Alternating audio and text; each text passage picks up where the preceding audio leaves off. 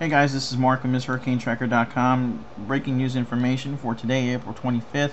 Once again, with the severe weather continuing to move into especially Missouri, causing a lot of problems with flooding and also tornadoes.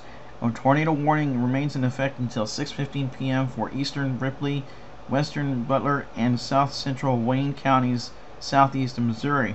At 5:47 p.m. Central Daylight Time, trained weather spotters reported a funnel cloud 1 mile west of POPLAR BLUFF. Radar shows this storm actually bearing down on POPLAR BLUFF, and right now take cover.